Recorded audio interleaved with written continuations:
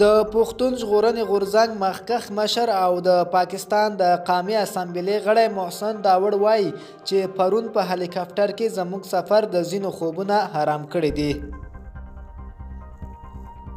هغه چې په سرینا هوټل کې غونډې ته وینا کوله په خپلو خبرو کې وویل چې زه هغه خلکو ته ویل غواړم چې زموږ د هلیکاپټر په سفر خوبونه حرام شوي دي چې تاسې ولې دومره په تکلیف یې. افغانستان زما د پلرونو او نیکونو وطن دی. دلته که زه په هلیکاپټر کې ځم که پیاده ځم او که په موټر کې. د یادولو ده چې محسن داوړ او علي وزیر ته هم د ولسمشر غني د لوړې مراسمو کې د ګډون بلنه ورکړل شوې وه، خو د یکشنبې په ورځ چې د کوزې پښتونخوا له سیاستوالو سره ګډ دوی هم را روان ول نو د پاکستان حکومت په اسلام آباد کې هوایي ډګر کې ودرول او کابل ته یې د تګ اجازه ورنکړه. خو په ټولنیزو رسنیو کې تر سختو نیوکو وروسته د پاکستان لومړي وزیر عمران خان د پاکستان کورنیو چارو وزارت ته امر وکړ چې محسن داوړ او علي وزیر ته د کابل د تګ سفر اجازه ورکړي.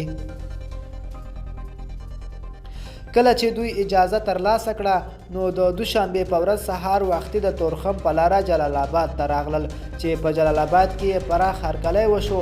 همداراز په پاکستان کې افغان سفیر عاطف ماشل هم په یوه ځانګړې چورلکه کې جلال آباد ته د دوی هرکلی ته ورغلی و. په جلال آباد کې تر لنډې دمې وروسته په یاده ځانګړې چورلکه کې دوی کابل ته راورسول شول او نیغ ارګ ته لاړل چې څو ساعته وروسته د ولسمشر غني د لوړې مراسم ترسره کېدل. خو دې هر څه پاکستاني رسنیو اور بل کړی و او هغوی د محسن داوړ او علي وزیر پر ضد راپورونه خپاره کړل او ویل چې د دوشنبې څېړنې په ډاګه شوي ځکه چې ځانګړي هلیکاپټر ورته لیږل شوی و او همداراز د ملي امنیت له پخواني رئیس امرالله صالح سره هم لیدلی دي. ملګرو دا زموږ چمتو شوی راپور. د لا ښکلې ویډیوګانو لپاره زموږ افغان ټي وي چینل در سره سبسکرایب کړئ.